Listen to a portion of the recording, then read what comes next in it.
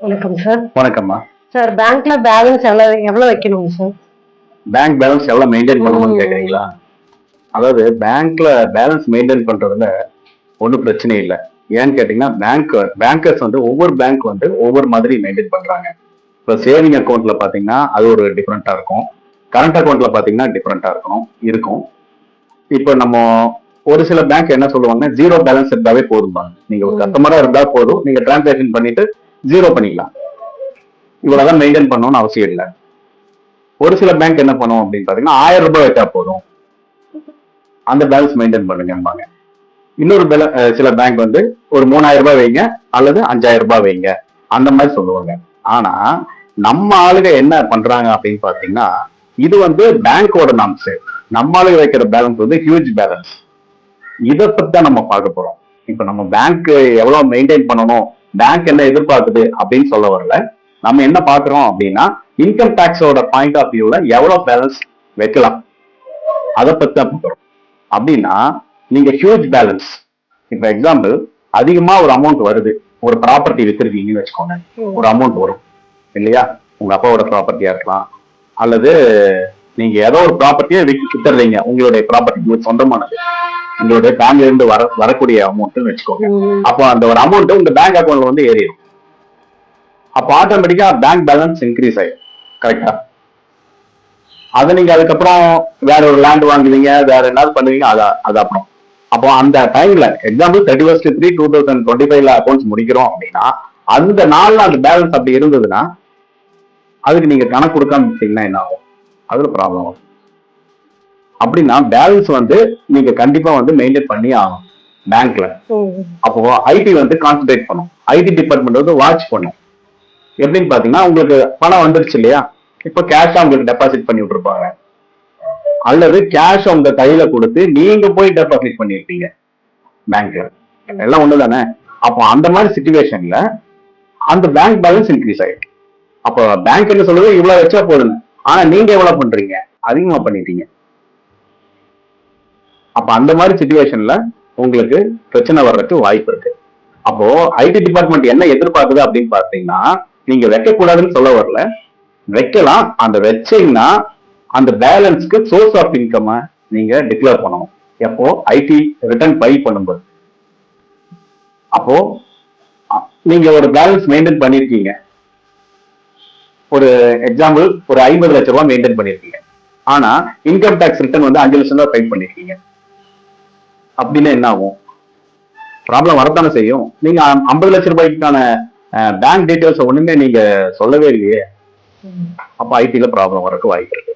அப்ப நீங்க 5 லட்சம் தான் உங்களுடைய, அதாவது நீங்க வருமானம் சம்பாதிச்ச வருமானமா இருந்ததுன்னா அதுதான் இன்கம் டாக்ஸ் ரிட்டர்ன்ல காமிக்கிறீங்க அப்படின்னா, அப்ப இந்த 50 லட்சம் ரூபாய் வந்ததுக்கான சோர்ஸ் வந்து உங்களுக்கு நீங்க மறைச்சிடுறீங்கல்ல.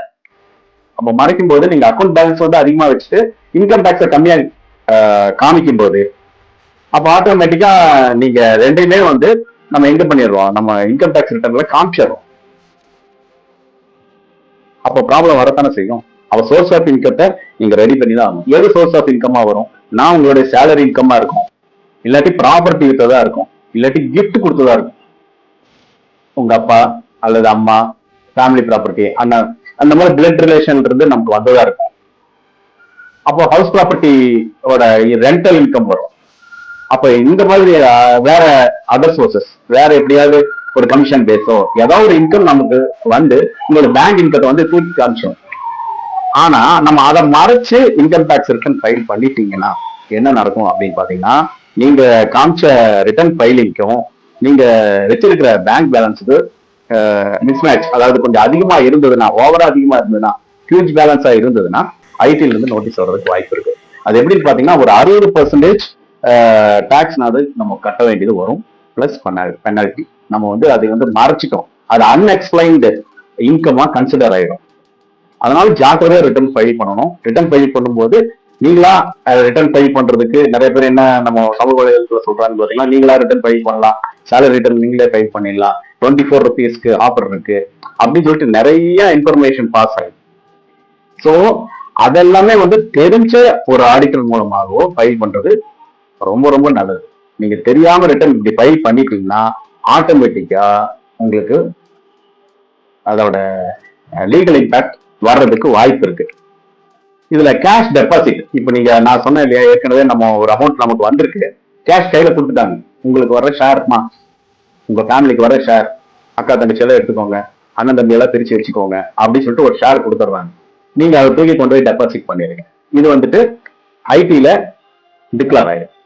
ஏன்னா நீங்க பேங்க் பேலன்ஸ் இன்க்ரீஸ் பண்ணிடுறீங்கல்ல, நீங்க 50,000 மேல போகும்போது உங்க பேன் கார்டு நம்பரை என்டர் பண்ணும்ல சலான்ல, அப்ப என்ன ஆகும், அப்போ உங்க பேங்க் பேலன்ஸ் இன்க்ரீஸ் ஆயிடும்.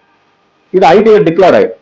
இது ஸ்பெஷல் பினான்சியல் டிரான்சாக்ஷன், அதாவது எஸ்எஃப்டி டிஏஎஸ் ஸ்டேட்மெண்ட்ல பாத்தீங்கன்னா எஸ்எஃப்டிங்கிற ஒரு இடம் இருக்கு, அதாவது ஸ்பெசிஃபைட் பினான்சியல் டிரான்சாக்ஷன். நீங்க இந்த மாதிரி ஆக்டிவேஷன் பண்ணிட்டீங்கன்னா ஆட்டோமேட்டிக்கா அது டிக்ளேர் ஆயிடும். இது கேஷ் டெபாசிட் மாத்திரம் இல்ல, கேஷ் வித்ட்ராலும் இதுல டிக்ளேர் ஆகும். அதுக்கப்புறம் நீங்க கேஷாவோ அல்லது அக்கௌண்ட் டிரான்ஸ்பராவோ ஒரு 10 லட்சம் ரூபாய்க்கு மேல எஃப்டில நீங்க காமிச்சிட்டீங்கனாலும் ஆட்டோமேட்டிக்கா ஐடில டிக்ளேர் ஆயிடும். அதாவது எஸ்எஃப்டி ஸ்பெஷல் பினான்சியல் டிரான்சாக்ஷன்ல டிக்ளேர் ஆயிடும். டிஐ ஸ்டேட்மெண்ட்ல எடுத்து பார்த்தீங்கன்னா ஆட்டோமேட்டிக்கா வந்துடும். நீங்க இது ஆடிட்டர் கொடுக்காம விட்டாலும் ஆடிட்டர் பார்த்து உங்களுக்கு கேட்டுருவாரு. அந்த அளவுக்கு அது டெவலப்பா வச்சிருக்காங்க. அதனால சோர்ஸ் ஆஃப் இன்கம் ரொம்ப ரொம்ப முக்கியம். அக்கௌண்ட்ஸ் பேலன்ஸ் இவ்வளவுதான் மெயின்டைன் பண்ணணும் அப்படின்னு எந்த ஒரு இதுவும் இல்லை. ஆனா ஷார்ட்டர் சைடு என்னன்னு பாத்தீங்கன்னா, நீங்க இன்கம் டேக்ஸ் ரிட்டர்ன் ஃபைல் பண்ணும்போது அதுக்கான விளக்கத்தை வந்து அதுல வைக்கணும். அது எப்படி வைப்பீங்க? இப்ப நீங்க 5 லட்சம் ரூபாய் இன்கம் டேக்ஸ் ரிட்டர்ன் காமிக்கிறீங்க, இப்ப 50 லட்சம் ரூபாய் இன்கம் பேங்க் பேலன்ஸ் காமிச்சிருக்கீங்க அப்படின்னா அது வந்து கிஃப்ட் இன்கம் அப்படி இருந்ததுன்னா அது வந்து இன்கம் டேக்ஸ் போர்ஷன்ல டேக்ஸா வராது. அப்படின்னா நீங்க அதை வந்து பேங்க் பேலன்ஸ் இவ்வளவு இருக்குன்னு நம்ம எக்ஸ்பிளைன் பண்ண முடியும். நீங்க அதை அன்எக்ஸ்பிளைன் உங்களால பண்ண முடியாத இன்கம் ஆயிருந்ததுன்னா அது வந்து டாக்ஸும் பிளஸ் இன்ட்ரெஸ்டும் பெனல்டி அட்ராக்ட் ஆகிறதுக்கு வாய்ப்பு. தேங்க்யூமா.